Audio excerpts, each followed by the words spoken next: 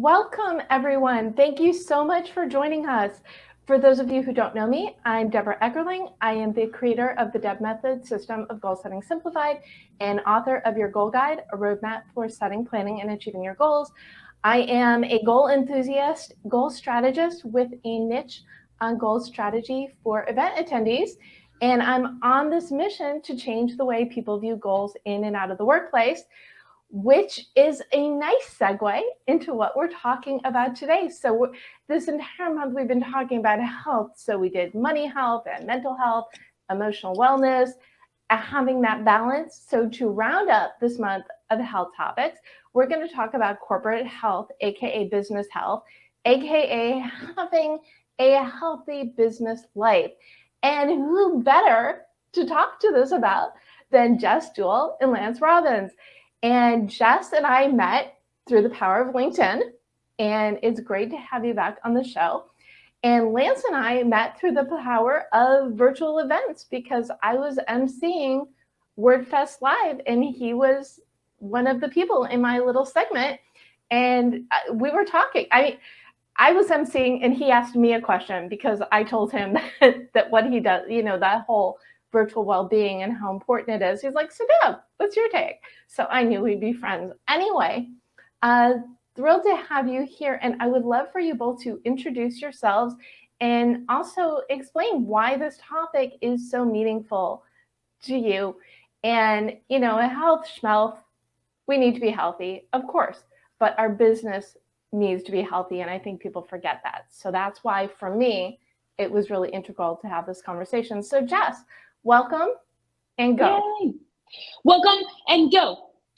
So here's the deal. I'm Jess, and I work with leadership teams to make the right decision at the right time, because ultimately, more than ever before, being able to think quickly on our feet and make decisions that align to actually where we're going versus just getting through the moment is really what we're all about, what we need to be thinking about, not only as business owners, not only in our own career paths, but to guide a team and a company forward. So I'm excited to be here today, and I could say a whole lot more, but I'm going to just toss it right over to Lance before I get into any soapboxes or rabbit holes or any of that wonderful, great stuff that Deb is famous for leading us down.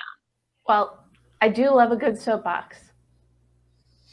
Lance, good to see you. Welcome. Thank you, Jess. I'm Lance, and I help teams grow, help people recruit and hire really great, talented folks. Right now, I'm doing that with XWP as the Director of Talent Acquisition there to help other small agencies, mid-sized agencies with their strategic approach to hiring and growing their teams.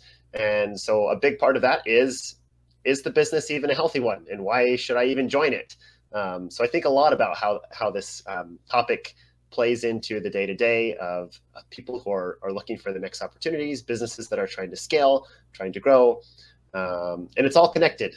And anyone who says the secret to business health is a single thing, I think that they're probably missing a lot of other things. But yeah, I'm sure we'll get into that. I'm also recovering from some sort of illness over the last few days. The weekend gave me some good rest, but I will do my best to not have extended coughing fits. And if I do, I will try to remember the mute button. I was going to say that's why God created the mute button. For instances, I'm sure this is what was in the grand plan. So if you needed to, drink or sneeze or cough okay. Can you tell I started my day super early speaking at the Bond Summit? And it was 11 o'clock Eastern time, and here I am in LA. I feel like we should start with the Great Resignation question. And I apologize, this was nowhere near the things that I said we would cover, but I think it's really what's on everybody's mind. We keep stopping. I call it the next normal. I'm sure other people call it other things.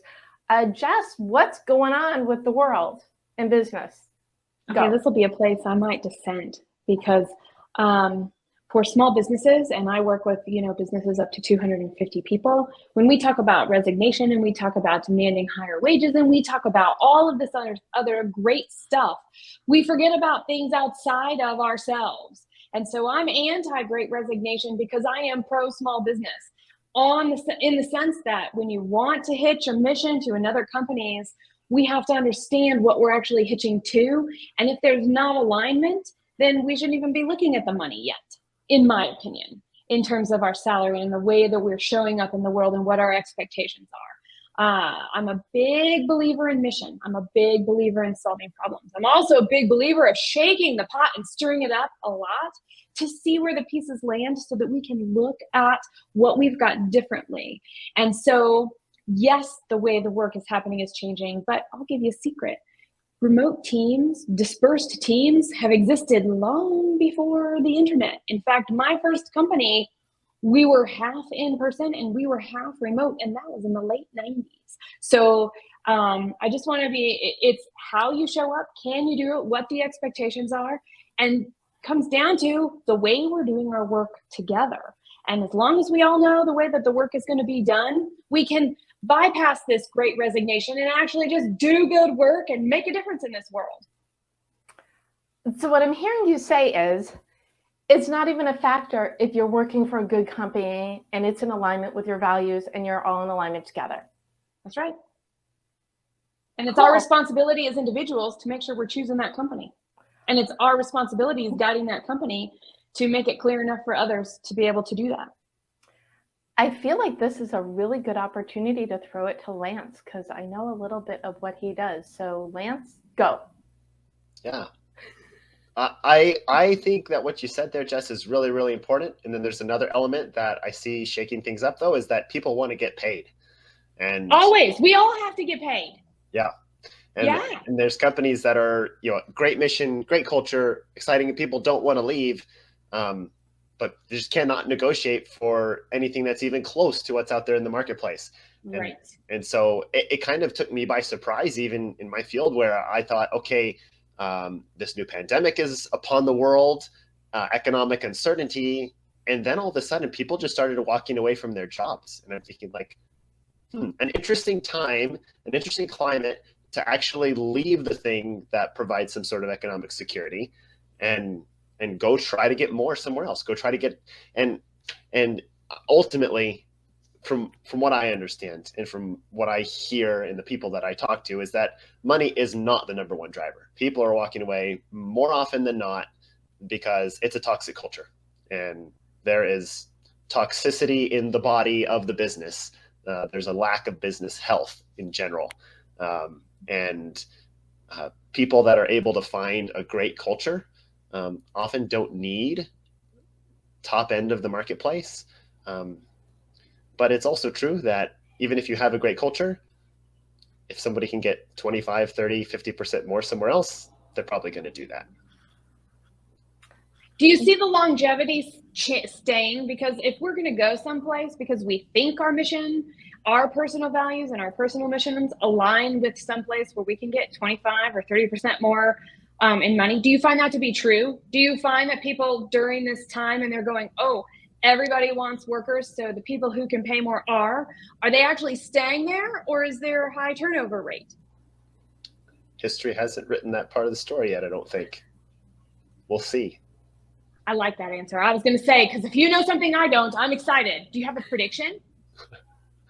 Yeah, my prediction is that people will keep jumping jobs if they can get 15, 20% raises instead of the 3 to 5% that their employer gives them annually for staying. That's my prediction. Wait, you're gonna have to non-whisper. You remember that thing way back? Well, maybe, I don't know, some of you may or may not, that .com crash that happened. It's reminiscent of how jobs worked back then too. People would job hop because they would get immense more money as new things were there and money was being thrown around. And it was for very different reasons. Let's just be real. It's very different reasons, but there was job hopping back then too. So I cannot wait, as Lance is saying, it's not here yet, because I agree. I think I know it's going to shift. I'm not going to make a prediction of how or when or what it will shift to, because it's a whole different story. Yet there's some similarities to that past. So Sorry, Yeah. I just one quick note on this, Deb, and then I'll be quiet on it. Is that it's so easy to go down the path of a hyper focus on compensation, and I think the whole premise of this conversation today is that health is holistic when we look at a business, and the ability to compensate your people, like Amazon does not necessarily indicate the health of the business. The bottom line and the front line have to meet somewhere. And also there's and I feel like I'm pushing the rabbit hole further. There's also the top down, right? So it is the top of the food chain or the company chain, always have to mention food. They're going to be modeling the culture for the rest of the company. So my belief is that the companies that value the unique attributes of their employees and do all of the above, those are the ones that we're going to see successful moving forward. So I had to, sometimes it's 2 cents, sometimes it's a nickel, but let's go back to the question and the start of the conversation of what is business health? What is it to you all? And Lance, you already started, so keep going. Okay, yeah. So business health, and just picking up where I left off, then is it's a bigger conversation. It's a big picture. It needs to be looked at from a higher level. It's a holistic thing, and I use the words front line and bottom line. A lot of times we think about, is the health of the business represented by the bottom line, which is, it's all about the bottom line, and is expenses and revenue like showing the right numbers. And if you ask somebody at Wall Street, is this a healthy business? That's what they're going to look at. Show me the bottom line numbers. And there's also a front line of every business, right? The people that create the products, that deliver the services, whether those are internal services or external services, it's the human beings that represent, a brand. And how do we measure their health and their satisfaction and their experience? Those numbers and those metrics are less talked about, but equally telling or more telling than the black number across the bottom. Because without people, you have no business. Of course, yeah. Unless everything's automated. I don't know. Well, I have heard, about the robots will be indistinguishable from humans, but I feel like that's another conversation. So let's get back to this one. Jess, what in your sphere, how do you define business health? So for me, it's all about priorities and the things. When I walk into a company, that's what I'm looking for. What do they say their mission is? What do they say their current priorities are for the year? But also I want to know what they're looking at 5 years plus out in the future, if they are at all. And then I'm looking at the way they're actually doing their work today, and what are their focuses, and how are they speaking, and where do they put their energy and time and resources. And then that's all. That data is a fancy way to go. There's a gap analysis. You got this thing you want and you got where you're at. So how aligned are they? And are you going to actually be on that line to achievement, or are you off track and need to make some adjustments along the way? And so what I have found, that there are key pieces, like what Lance was talking about, there are key pieces in every business that is the same regardless of business. And then there's that secret sauce. That's the way that you do business. It's the unique selling proposition of your company, and the way you deliver it, the way you connect with the customer, the way you stay relevant over time. And that, when it is capitalized upon, not only is a driver for what Jim Collins talks about in his economic engine, it's also what he talks about in his flywheel principle of all of the elements that make the business go. And once those are all done, we can look at things that are a little less concrete, a little less black and white, all that fuzzy stuff, all those things that's they're hard to define, like, what does integrity mean? What does action mean? What does achievement mean here in the way that we work? Because we can have a range of definitions for all of those. And the clearer we are in each of those things that are a little more fuzzy, the clearer we are in our unique selling proposition, the more clarity we can bring to why we're doing what we're doing now, what the priority is now and what actions we must change to get to that priority right now, which sets us up for relevance in the future. So I feel like I should ask the opposite question, which is what makes businesses unhealthy? Being out of alignment, sure. But is there more to it? Yes. Lance, do you want to say something before I keep going? Because I got a mouthful on this one. Go ahead. There's like so many filtering through in my mind, but go for it. I know. So I'll just say what popped up first, which is when you're in the day-to-day and you forget to stop and take a look at what you're cultivating, you lose sight of where you're going and you could end up in the wrong state from where you thought you were going to be, or the wrong country. Making sure you're getting on the right plane at the airport's always a good thing. You got to know where you're starting and what the destination is approximately going to be, so you can ensure that the journey you're taking is going to get you where you're going to go. So I really do, for me, it's when we get stuck in the day-to-day and we forget, when we have that shiny object syndrome, I call them squirrels, the squirrels out there in the world that take us off priority, that take us down rabbit holes, that lead us away from where we want to be in 5 years. You do know that everything you're saying is so Deb method, because I'm all about, when you think about the life you want, what does that look like? And then you create the path to get there. And yes, I did my TEDx over the weekend, and the topic was your motto is magic, because that's when you have your motto, when you know what you're all about, you do use it as the guiding light. That's and right. I hate to say I love this, because it's saying, I love how bad things can be for businesses, but I love the way that you put it, because you're basically saying if you take your eye off the prize, you're going down. Yeah. It could be death by 1,000 paper cuts, and that's the worst kind. And I'll tell you what, that's the easiest for me to notice when I walk into a company. It's the hardest to accept, because we get into the groupthink. Groupthink becomes very prevalent. It's the way we've always done it. Oh, well, their so-and-so is invested, or it's their brainchild, or all of those types of phrases that can get in our way. I have a visual that I'll share, but I'm not going to do it yet. I feel like Lance is like chomping at the bit going,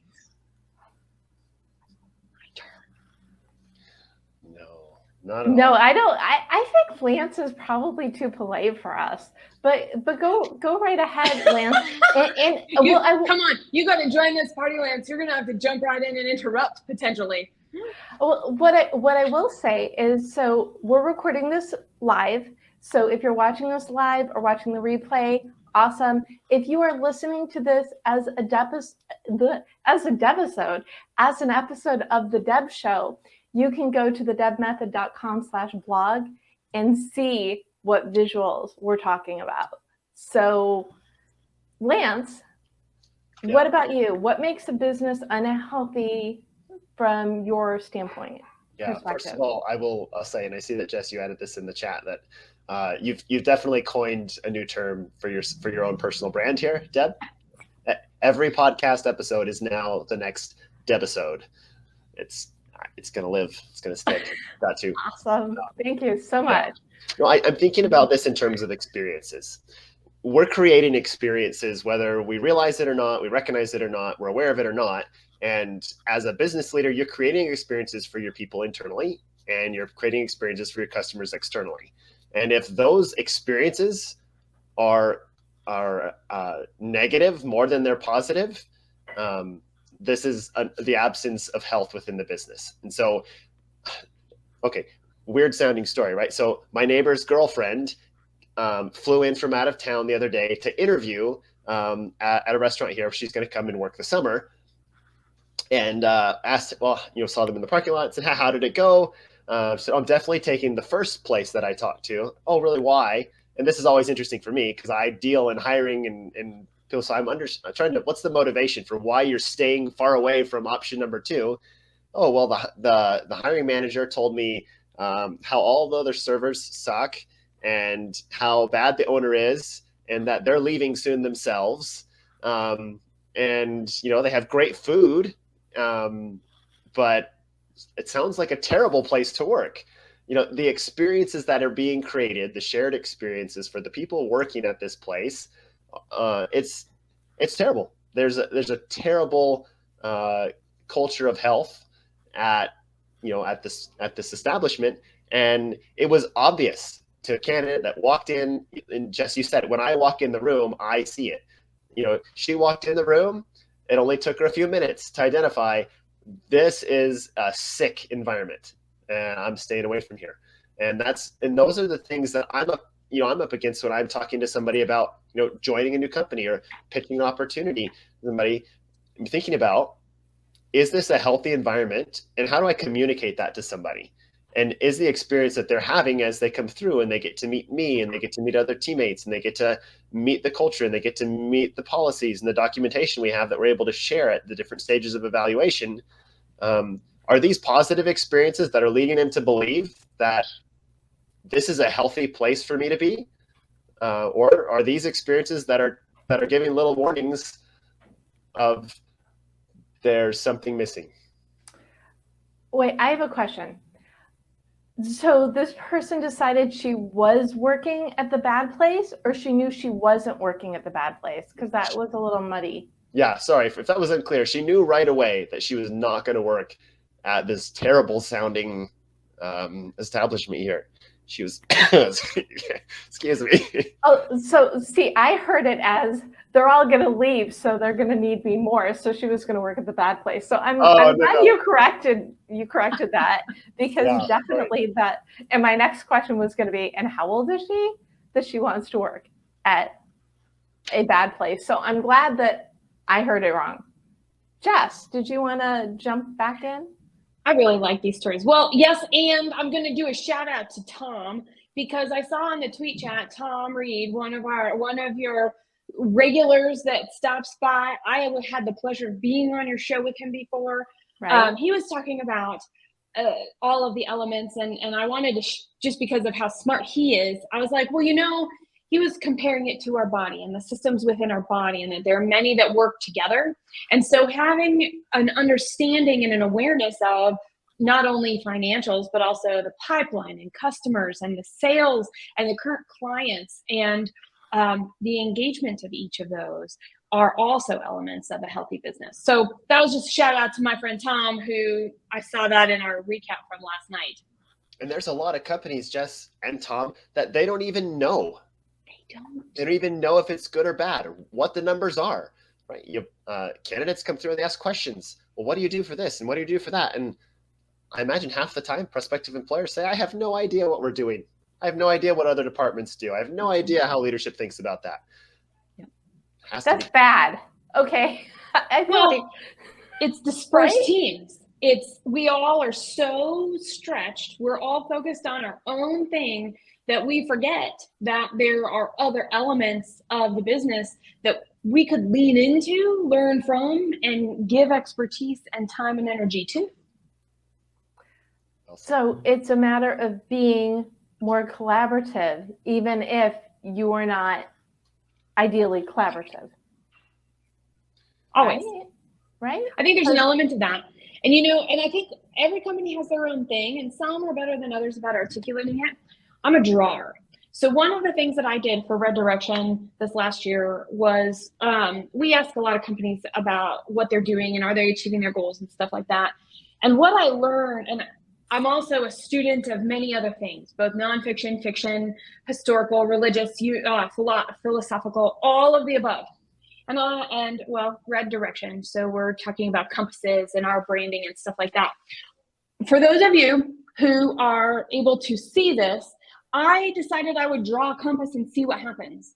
And I went to some of the wisdom that is out there around each of the directions, the wisdom that's out there around each of the energies that go with those directions. And I found some amazing things that we actually put into our business every day. For example, whether you're thinking about strategy and execution, or you're thinking about just being of counsel, so sharing that expertise, being there for collaboration, as well as the overall communication piece of things, they're very different in their energies. One is very rigid, one is very sharp, one is very logical, and the other is very inclusive, very trusting, focused on empathy. And so when we have a clash of strategy and communication, there is an opportunity that we can improve our overall culture or understand where those clashes like that are in our organization, so that we can slow down in those moments, so that we can actually take stock of, well, what is the opportunity here and what makes this clash important, if at all? Because if it's not important, set it aside and keep going. If it is important and it could end up slowing the momentum down, thinking about it and addressing it then, so it never slows you down again. So it's this constant journey, right? Yeah. Through the growth of your business and seeing how you could play better, how you could support each other, and how you can lift the business up, and it's win-win for everybody. And I'm going to add a win and call it Winfinity. That's right, Deb. Win-win-win. Winfinity. Winfinity. I love it. I can't claim it. I can't. Why One of not? the guests on the Bold Business podcast shared that. They said, what's in it for me? Can I win? What's in it for you? Can you win? And can the result of what we're doing benefit others? And that's their win. Winfinity. Well, if you have the episode of the Bold Business podcast, send it to me and I will put it in the show notes, because Fantastic. That's Okay. awesome. Because it's awesome because it's true. Isn't that the difference between a healthy business and a business that's struggling? Is they're looking for mutually beneficial winfinity situations? I think, I know I kind of asked this to you, Jess, but I feel like we should put Lance on the spot now. I agree. I was going to say, I saw it. He's got this cool little smile that shows up when he wants to say something. That's my cue to pause. It's the thing I'm not sure I should say if it'll embarrass me or later or not, but I couldn't help but saying, yeah, to Winfinity and beyond. I can't wait till the Buzz. Okay, total side tangent. Buzz is his origin story is coming out. I think it's this summer or this next fall. Nice throwback to childhood. This concept of living to serve yourself and living to serve someone else it's just, I mean, thank you for that. Thank you. All right, now I'm derailed. The greater good. You were talking about the greater good, right? Yeah, you've got, I live on the shore of Lake Pend Oreille, the largest, not right on the shore, that would be awesome, but the largest lake in the state of Idaho. It's huge, it's beautiful, it's crystal clear, it's surrounded by these alpine mountains, and it's the world record rainbow trout comes from this lake. It's an incredible lake, and it is so good, and everyone can enjoy so much of it because it gets all this great glacial water from the mountains, and then it sends it on down the river. And then just a day's drive from here is the Great Salt Lake, which takes all this water in and it doesn't let it out anywhere. And the water evaporates and you have this super dense mineral content water that nothing can live in or around. And so you have, this object lesson of, if you want to take for yourself as much as anyone will give you, and you want to have it all, ultimately it becomes a very unhealthy and uninhabitable organization. It's not going to serve anyone but yourself. And ultimately self-serving is going to run out of runway. So yeah, there's my sermon on this greater good concept here. But I think for a business to be healthy, they have to be finding those other wins, because it can't be just about how do I win only. And from the lens of talent, where I come from as well, is that people want to go somewhere where they know they can make an impact and they can make a difference. And, money might be the same somewhere else. Benefits might be the same somewhere else. The type of, clients you might work with might be the same somewhere else. But do I have the opportunity to know that I'm making my mark somewhere and it's for the better? I'm helping the world around me become a more interesting, more helpful place. And that is a really, really compelling element that people want to sign up for. They'll take less money. They'll take,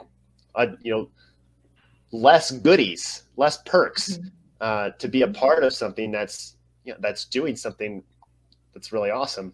And that's the Winfinity trifecta. And see, now you're kind of trotting into Deb territory, which is great because, the Deb show. But my belief is it starts with you as the whether you're the employee or the solopreneur. What do you do? What do you love? And what makes you great at it? So if you know that when you're looking for a company or when you're contributing to a company, then it's like 4 wins, because not only is everything within the company alignment, your team leader or whoever, one that recognizes, oh, we've got this person who loves this. Let's make sure they can do more of that. I think that's how companies win, is they, first of all, as a person, find the right alignments, but once you're in there, find ways to elevate yourself and your business. And then it's like 27 wins now. So way it should be, ripples in the lake, ripples in the lake. Something that's coming up for me as we're talking is that we're talking about company health, and we're giving a little bit of responsibility to the company to show up for us. And I need to just say right here, that's great. Don't forget, we have our own power and we have our own responsibility to go get what we want and how we want to do it. And we're always going to find ourselves in a situation where it's a little edgy, it could be a little raw, because companies are made up of people. I'm not sure if you get along all the time in your immediate family or your families of origin or with your best friends or with the communities that you volunteer and participate in. I have never gotten along with everybody for 44 years that I've been alive. We've always had rifts somewhere along the way, which make us better and stronger, and recognize that we all grow and change also. So as those come up, it's not necessarily, oh, it's bad culture. It's, hey, things might be changing, and what opportunity can I take responsibility here for to show up and make sure I'm still living in alignment with my values and my goals for as long as I can with this organization. Exactly. It's not just about the business, it's about the people. Yeah. Great point. Yeah. Everyone can make it better. We can all, that's right. So we can take our own responsibility and use our own power. And I think we forget that sometimes. So, well, before we go down this particular rabbit hole, which I'm enjoying, I have to bring up the fact that regular viewer Eugene Barlas wrote that there is actually a company called Winfinity Brands. So really? I love it. If that is I'm guessing by your reaction, it is not the same person. No. Good to know. So I think we need another new word. We'll work on it. Extra credit homework. What can we say that says Winfinity? Well, that's not Winfinity. Well, extra homework for my guests. So what can? Let's talk about the individuals, because I like that you took that track. What are some things employees can do? And then maybe touch on what are some things entrepreneurs, solopreneurs, consultants can do, people who are both, basically, to really have better balance, better health. Let's start with the employees. What can employees do? We've given them the responsibility to take charge, but let's give them some tips. Lance? Yeah, okay. So we're talking about this in the context of a healthful experience for an employee. Sure, why not? At work, right? Because maybe this is moving from a little bit from business to individual, which we were just talking about. And I have a note here. Something that I was thinking about is a lot of times the quality of the relationships within a team are impacted by the depth of experience that we go through. So, for example, it's harder to make friends when you show up for an hour and a half and you spend a little time doing some common activity and you go your separate ways and you don't see each other again, or spend meaningful time together, because it's harder to be open and go deep right there. So I think something that this is kind of like a gift that you can give to yourself and to your team to create a healthier, stronger environment for yourself as an employee or as an entrepreneur is be willing to be vulnerable and take that risk to share a little bit more about yourself than maybe you would typically with a stranger, right? Like be open, and you'll realize that as soon as you take that step to do that, people will follow right away, right? Usually people want to follow it because people want meaningful connection. We want meaningful experiences. We want meaningful connection with other people, but it's risky to go first. And so, in a professional environment, we can do that by sharing part of who we are that doesn't typically come up when you're, just grabbing coffee real quick, because you don't, what talk about when you're grabbing coffee. But if you're working on a project together, you have to, share lunch with somebody, like be willing to share something about yourself that's maybe a little bit more vulnerable, and invite someone into a little bit deeper connection, because we can use proximity and exposure to each other as cover for what our culture is like. And proximity and exposure and co-location, whether that's in Zoom or in real life, like those things actually aren't a good pulse meter for the health of a team or an organization. But you can definitely like step on the gas for those things if you will create true opportunity for connection by like opening the door for those experiences. So yeah, I'll stop right there. So to summarize, you're saying connection is the key to really amp up your humanness. Yeah, that's a word. When you're collaborating with people within your work sphere. Yeah, be willing to be yourself. Be willing to be yourself and open yourself up a little bit.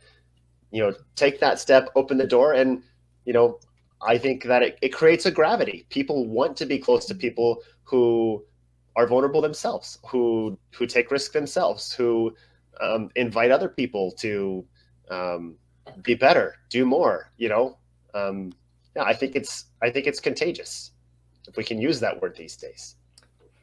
You can't. Okay, you can. So now Jess is like chomping at the bit to chime in. So there's so much I want to say, which is all great because it means it was all wonderful. And I agree with you, Lance, on all the points that you've made. And I'm going to add the A word called accountability to everything that Lance was talking about so that I don't repeat him.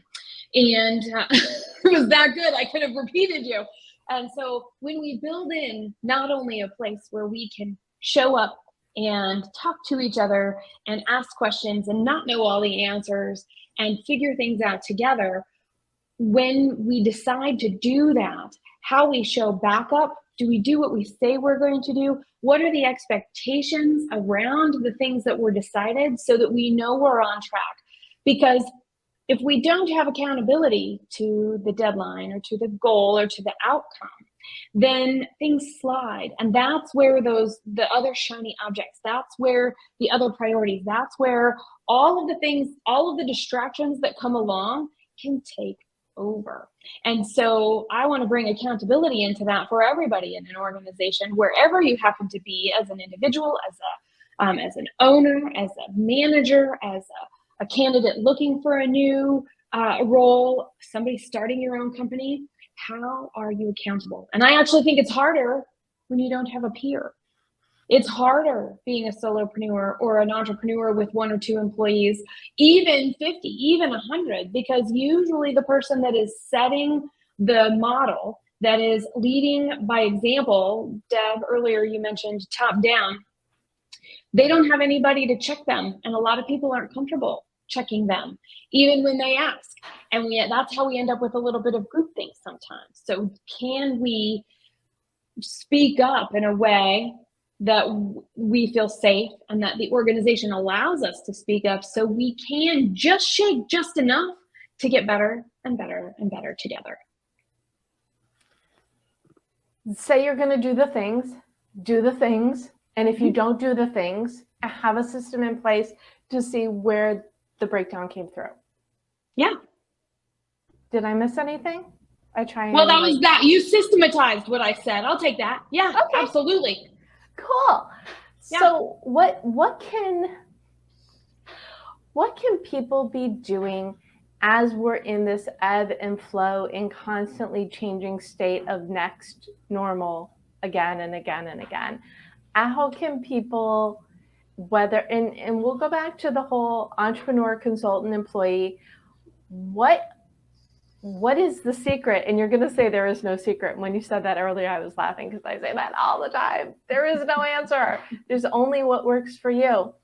What are some things people can do to have, maybe it's more confidence, more vulnerability, more humanity? How do we amp up those skills?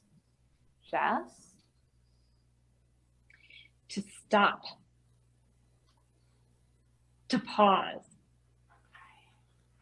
And I'm leaving space on purpose. I was wondering if you were going to jump in, Deb, and be like, fill in the blanks quick. Yes, the slower we can go when we think there is crisis, the better we move forward individually and together. You know, there's that phrase, stop, drop, and roll. There's a reason that you stop before you start rolling, because you don't want to make the flames bigger. I don't know if you remember that as a kid, but let's just be real. So when we stop and then we drop, we're actually going, okay, things were moving too fast. Okay, I got to get to a place where I know exactly what's going on. And then I'm going to take whatever action that is. And if we're on fire, we're going to roll. And so that's really what I think the biggest tip that I can give is that stop, drop, and roll. The faster you think things are going, the more pressure you feel like you're supposed to fly by the seat of your pants. That's the indicator that it is time to stop and pause, because we don't think clearly. We always are making imperfect decisions. I'm never going to say we're going to have all of the information. We don't. Every single one of us every day is making decisions with imperfect information, and we're doing the best that we can. So when we can recognize the information we have, and we can recognize that it's not all the information we might need, we just don't know it yet, then we can proceed and go and grow and go and grow. I call that act to plan, actually. Go do something once you've stopped and paused, and then you go do your action, and then you stop and pause and go to the action, and you're learning as you go in a very iterative process. The reason that really is, it's so simple, and goal setting simplified, love it. When we're sick, we have no choice but to stop. So we do the mental health days to keep ourselves healthy. And what you're saying is basically business mental health days. Before you move to action, really consider everything so you can do a better job of the things you're doing. Mm-hmm. And then if you feel scared to go forward, you've sat too long and it's time to go. Yeah, I was going to tag on to what you were saying there, Jess, and that the stopping is so critical. But when you stop and you realize, hey, I'm on fire, or my company's on fire, and not in a good way. Wait, how is a company on fire in a good way? Oh, there's all kinds of great ways. Okay. We could be growing fast and everybody seems to be filling their roles and jumping right in. We've hired really well. I might be taking words right out of Lance's mouth. And then, okay, Lance, what would I say a good on fire would be? If you were to, based off of what you know of me, of this conversation so far, yeah, what would I say is a good on fire? Yeah, all the advice that Jess gave, clients just took it, applied it, and got results like bananas. Yeah. That's it. Be on fire. So I mean, there's a realization of what the current status is, and when that's not a good one, the thing is to not then pause and freeze, right? Where a lot of people will get into the situation of, man, things around me aren't good, but what am I going to do, right? And my father-in-law says, you've always got options, which I think it's weird that he tells me that, and I'm married to his daughter, but it's like you're never stuck. If a situation's bad, you're never stuck. You're only stuck if you think you're stuck, right? There's always an option. And so when you realize, hey, you're sick, the organization is sick, the organization is troubled, you have options. And that's either, like we talked about before, take some responsibility, do the work that you can do, make the impact that you can make. And sometimes when that happens, when there's no way to make a difference, it's time to find something better for yourself. And that has to happen sometimes too. Mm-hmm. Well, we've got an audience question. And first of all, yes, love it. Thank you for answering my sidetrack. So Jean wants to know, what are the 3 most important words you think of when you think of a business that has good business health? Lance? Okay, Jess? Sorry, that wasn't I'm writing this down because I have to think about it a minute. Okay, that means Lance gets to go first. Yeah, and I'm in your boat too there, just doing some thinking. But the first one that came to mind immediately, so this can be one of my 3. It give me a little bit of space here to finish this roster off. But the first one that came to mind for me was trust. Is there trust between the brand and the consumer, and between employee and employer? If you can't say yes to both of those, if you can say yes to both of those, that's a really good indicator of health. Ooh, I like that. Causality almost. Oh, that's good, Lance. Okay, so I came up with something different on the fly, Jean. So here's mine. So Deb, as you're saying that, Lance went first. Thanks, Lance. I have 3. The first is achievement, small or big. Is there achievement happening in the organization because you said you were going to do it and you're doing it? Because there was a problem to be solved and you found out a way forward. That was 1. 2 is momentum. Are you successfully using the momentum from the small and large achievements to fuel the next without slowing down? And the third is on the biz, with dashes in between, so it could be one word, so really a phrase.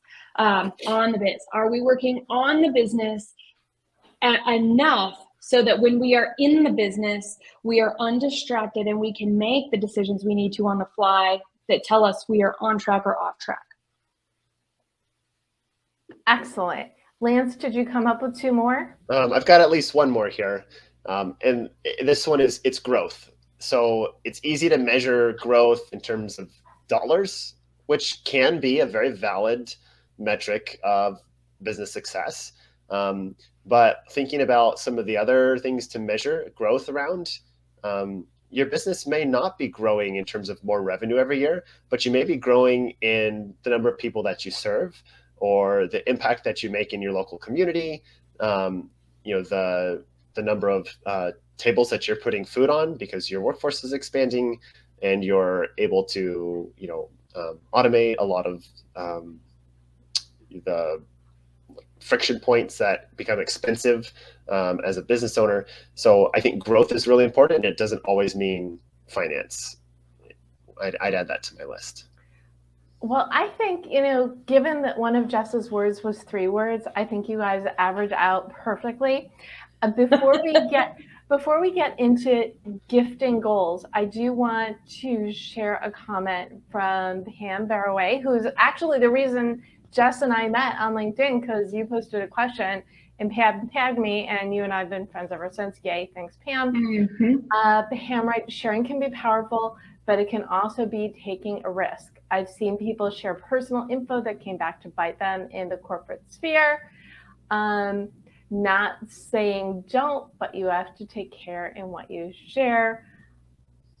Agreed.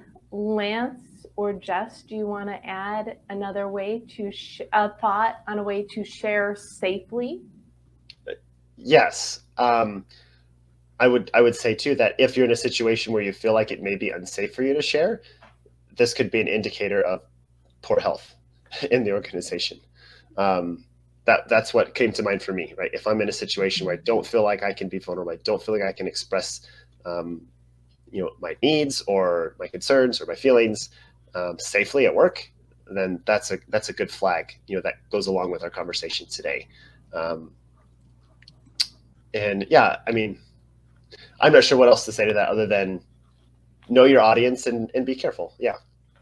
I think, and before we let Jess respond to this, red flag, yes.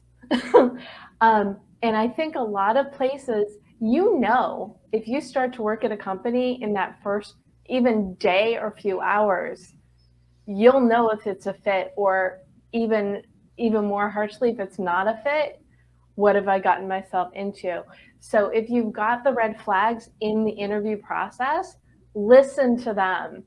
They are your friend. Jess, did you have something you wanted to add on the sharing conversation?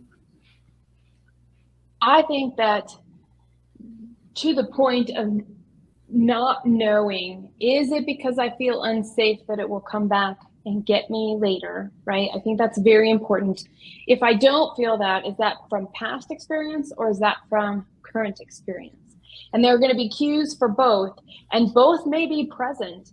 And at that point, that's where those finding somebody within an organization that you can talk to, you can lean on, you can have a relationship with, so you can ask, look, I might get egg on my face for asking this. I'm not sure if it's my past, or I'm not sure if it's really real here.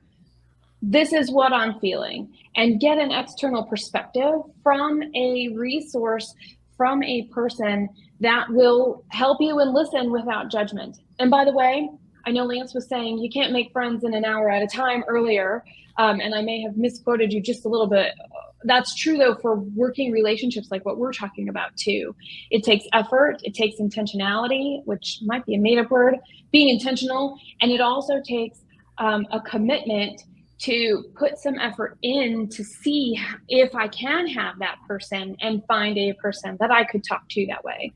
And maybe it doesn't have to be in the organization. Maybe it could be somebody in a different organization, somebody that has that experience that could go, listen to everything that I have to say and help me know, is it me or is it the situation? Because both are important. How you proceed may be influenced by that particular reflection.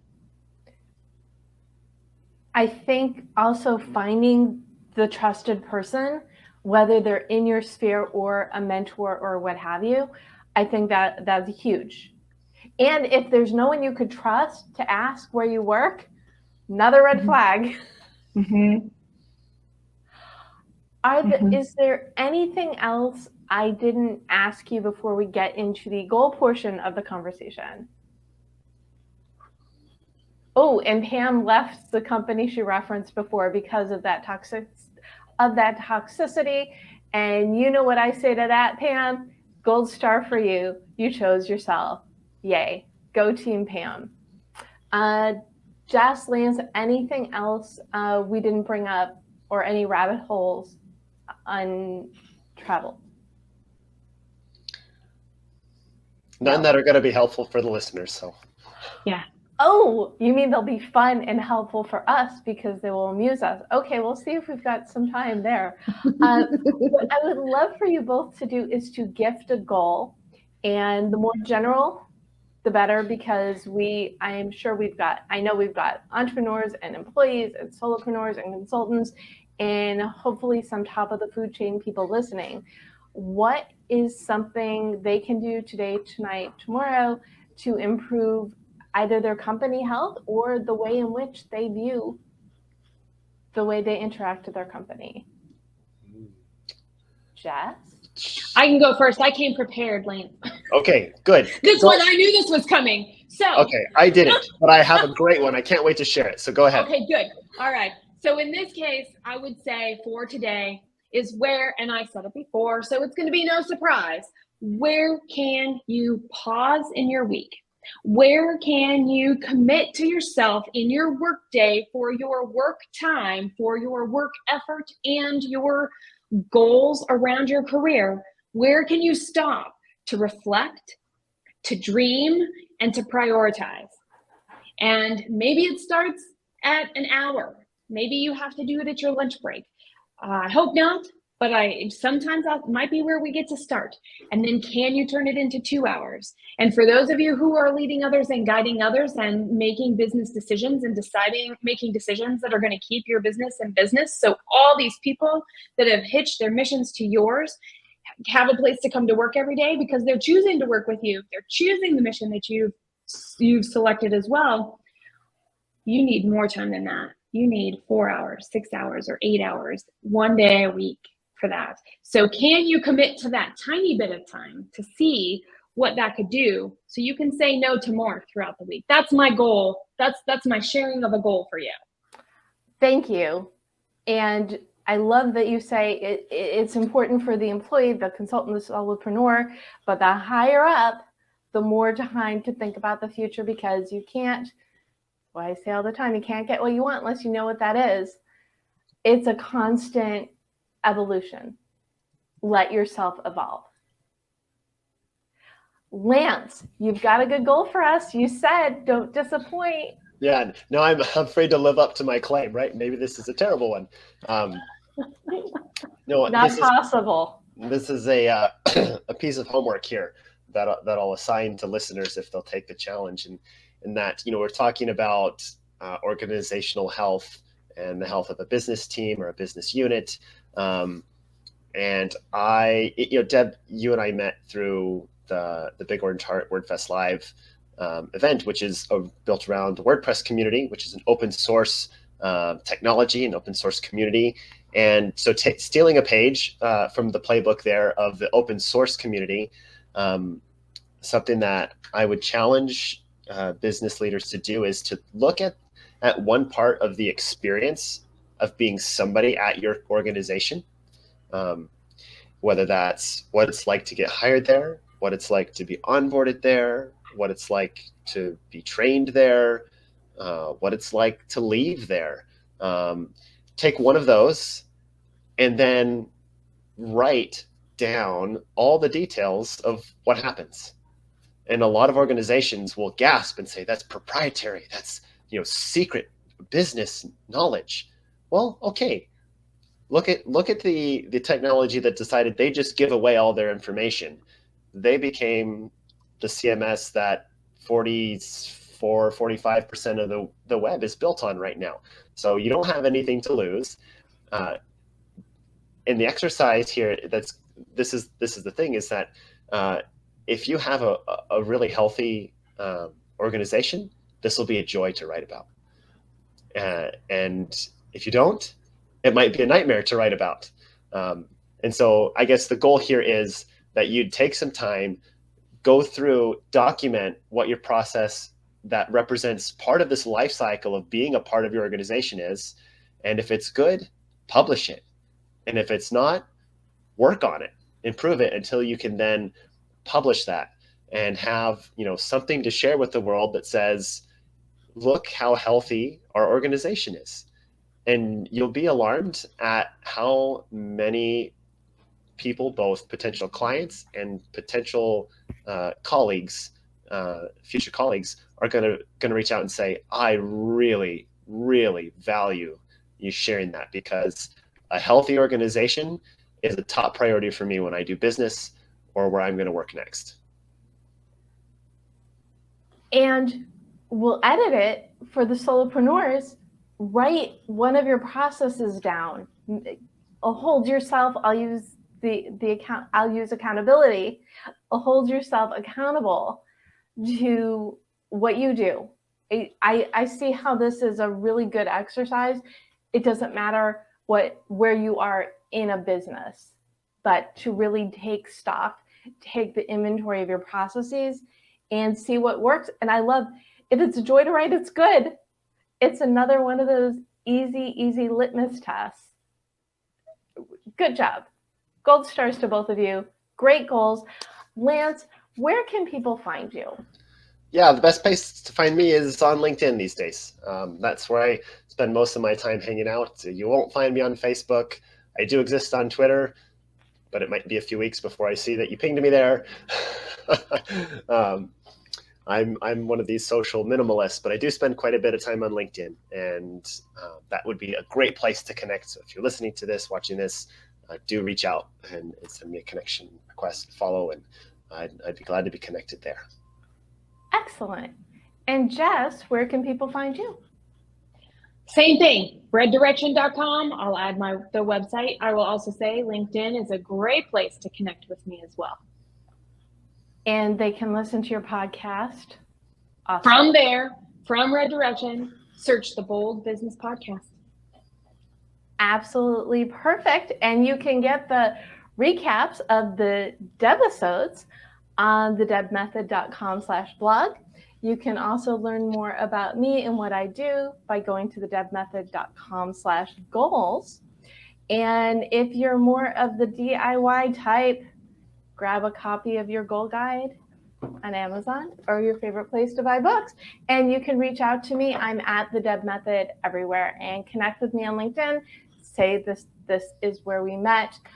What a wonderful conversation. Thank you so much, Lance and Jess, for joining me for this. I would love to know what kernel of advice you would like to leave people with today.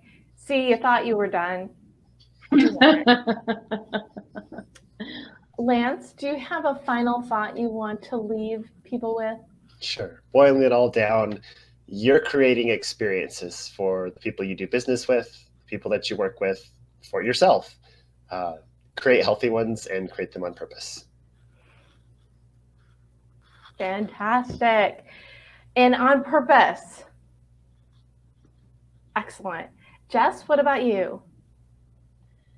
I would say keep asking the questions, get better at it, peel back those layers, because the better the question we have, the more we know we're answering the right thing at the right time, instead of going off down the tangents that'll take us places we may get to where we're going, but we also may not. So better questions also equate to understanding how to prioritize, to make the right decision for right now. That aligns farther out into the future. That aligns out to those 5+ year goals that exist. And if I wanted to boil it down, I could say better questions lead to better results. Right? I don't think you can boil that one down. Let's see if I can say it differently. The only reason I say that is because in our report that we did this last year, everybody listened to us and they said, we talked more about our strategy. Yet only 56% of the people, the companies that responded, actually got to their goals. So just because you're doing it doesn't mean you're getting better. So I don't know what the nugget is. Maybe you'll figure out how not to do it wrong, or do it less wrong, or do it. I'm trying to think. Maybe even Lance can help restate that. So get to the root. Ask better questions and get to the root, I think would be the summary, Deb. Okay, that works. That works for me too. I was like, that was not a short answer. Sorry, Deb. No, it's fine. It's better questions lead to the root of what makes your company tick. Yeah. Yes. And if it's good for you. And if not, it goes back to, I guess you've got work to do. That's right. This has been such a helpful conversation. Well, I think it's been, and it doesn't to me matter what side of the work spectrum you're on. Again, if it's your business, your side hustle, you're an employee, you're the top tier. If you are not taking the time to take stock of the health of your business or the health of your work experience, then you're going to have problems. So thank you for tuning in, for choosing yourself, for choosing your career path to get a little bit better direction. I'll use Jess's word in moving yourself and your business and your career forward. Thank you again, Jess Dewell and Lance Robbins, for joining us. Thank you for tuning in, whether you're watching Gold Chat Live or listening to the Deb Show podcast. We appreciate you choosing yourself and choosing to invest in it by spending time with us today. Good for you. Now go on out there, go for it, because we know you can do it.